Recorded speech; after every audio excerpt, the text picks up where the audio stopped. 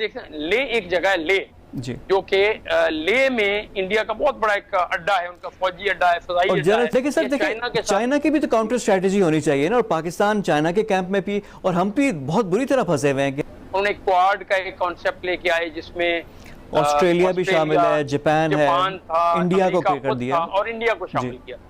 और इंडिया को अमेरिका ने खुद भी और इसराइल के थ्रू भी बहुत सारी टेक्नोलॉजीज दी, मिलिट्री टेक्नोलॉजी दी, उसको अपना स्ट्रेटेजिक पार्टनर बना लिया। जनरल साहब, वो जो इंडिया का था ना खित्ते का पुलिसमैन बनने का ख्वाब, वो ख्वाब उसको पूरा होता हुआ नजर आया।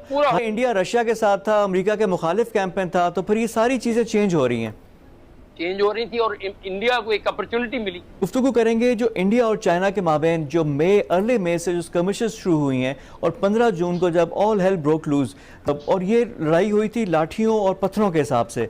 तो इस सारी चीज़ का बैकग्राउंड जनरल साहब से जानेंगे, और पाकिस्तान के लिए क्या इम्प्लीकेशंस हैं इसकी। जनरल साहब, टू बिगिन विद थोड़ा सा इसके बैकग्राउंड पे जो साइनो इंडिया जो कॉन्फ्लिक्ट है, इसकी रीजंस क्या हैं, और स्ट्रेटेजिक इम्पेरेटिव्स दोनों साइड्स की क्या हैं इसमें?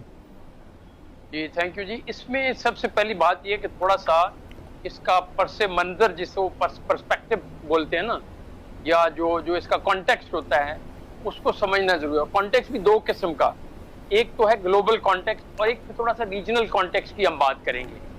पहले मैं थोड़ा सा रीजनल कॉन्टेक्स्ट को पीछे लेके जाऊंगा। बिफोर पार्टीशन 1947 से पहले, जब ब्रिटिश एम्पायर यहाँ पे थी, उस वक्त ब्रिटिश एम्पायर की बाउंड्री थी चाइना के साथ, और वो बाउंड्री बड़ी लूज सी बाउंड्री थी, उसकी डिमार्केशन नहीं हुई थी, और उसके ऊपर उनके एग्रीमेंट्स आपस में चलते रहते थे, उनका आपस में चल रहा था।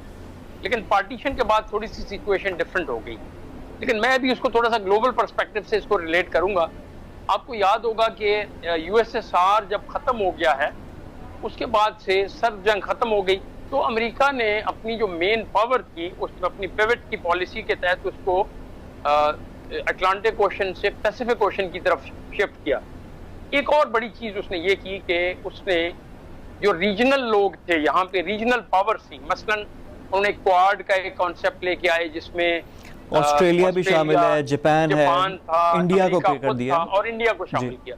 और साथ ही साथ उन्होंने एशिया पैसिफिक, पहले बोला जाता था लफ्ज ज्यादा, एशिया पैसिफिक उन्होंने इंडो पैसिफिक कर दिया।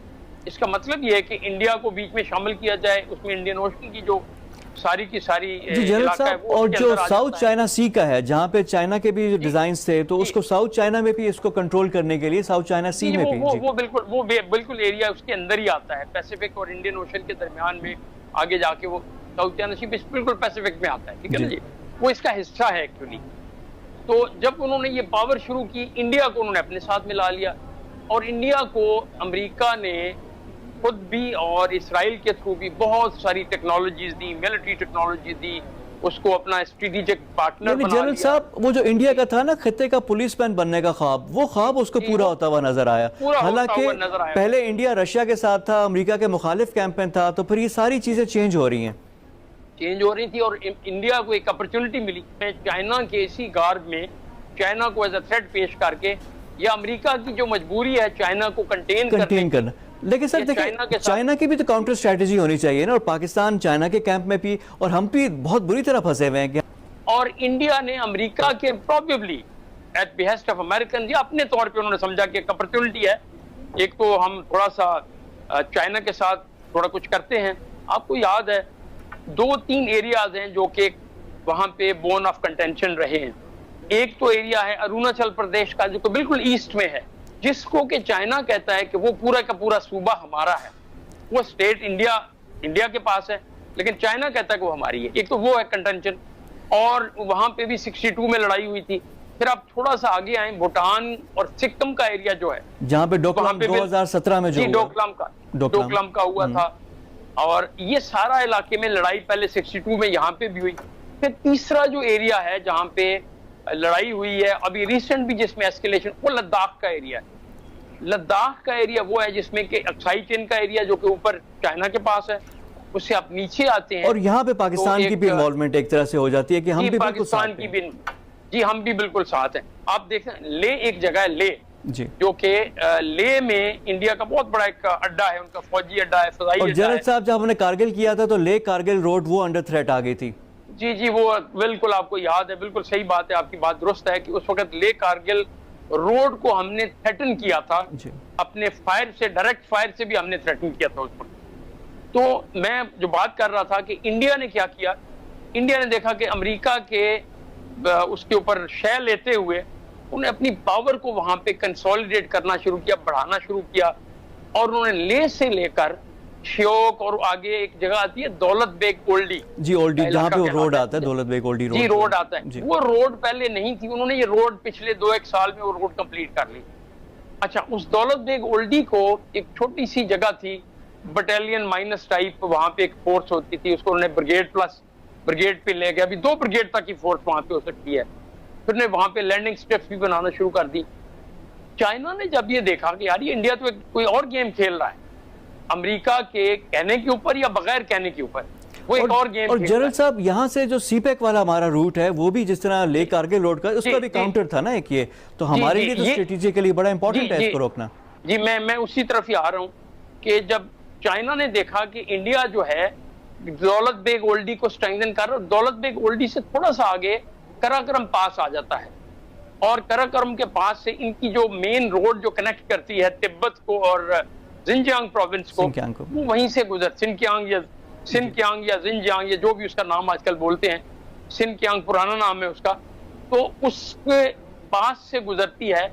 और चाइना ने ये फील किया कि प्रोबेबली इंडिया अपने हलीफों के साथ मिलके सी पैक को थ्रेटन कर रहा है, वहां से भी थ्रेटन कर रहा है, और अल्टीमेटली उनका ऑब्जेक्टिव ये भी हो सकता है कि इस सारे की एरिया को पीछे उसका बेस को कंसोलिडेट करके पाकिस्तान के गिलगित बल्तिस्तान के एरिया को भी थ्रेटन किया जाए।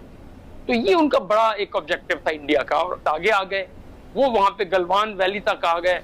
और अच्छा जनरल साहब, ये जो स्क्रमिश इसमें इस्तेमाल नहीं हुआ, सिर्फ पत्थरों का, लाठियों का इस्तेमाल हुआ कुछ, तो ये क्यों? दोनों साइड से है, जंग नहीं चाहती, जंग का खतरा, इसी से मेरा सवाल है कितना ज्यादा है इस इलाके में, इंडिया चाइना का, पाकिस्तान इंडिया का, ये सारा जरा कॉन्टेक्स्ट जरा समझाएं, हमें एक्सप्लेन करें। जी, मैं सिर्फ एक मुआहिदा हुआ था इंडिया और चाइना का, मेरे ख्याल में 93 में हुआ था वो मुआहिदा, जिसमें उन्होंने कहा था हम एक दूसरे के खिलाफ फायर आर्म्स नहीं यूज करेंगे, कुछ उसकी उन्होंने SOPs बना ली, तो वो उसके जेन में था। आके आराम से ऑक्यूपाई कर ली सारी वो जो जगह थी, बड़ी हाइट से ऑक्यूपाई कर ली गलवान वैली के अंदर। उन्होंने भी फायर कोई नहीं किया, इंडियंस ने भी ये समझा कि अभी हमने फायर नहीं करना। अब बड़ी स्ट्रेंज सी बात है कि इंडियन एक अच्छी खासी फोर्स लेके, जिसमें उनके एक कर्नल साहब की डेथ हुई, ये 16 बिहार रेजिमेंट थी उनकी, वो गई, उसके साथ 1-2 और बटालियन के लोग थे, इन्होंने बगैर आर्म्स और एमुनिशन के ये लोग गए हैं। चाइनीज ने ये समझा कि ये हमें यहाँ से हमें अपरूट करने आ रहे हैं, हमें यहाँ से निकालने आ रहे हैं, तो वहां पे लड़ाई हुई है इनकी बगैर आर्म्स के, यानी डंडे, लाठी, सोटे जिसको बोलते हैं, उनसे, पत्थर, उनसे लड़ाई हुई है।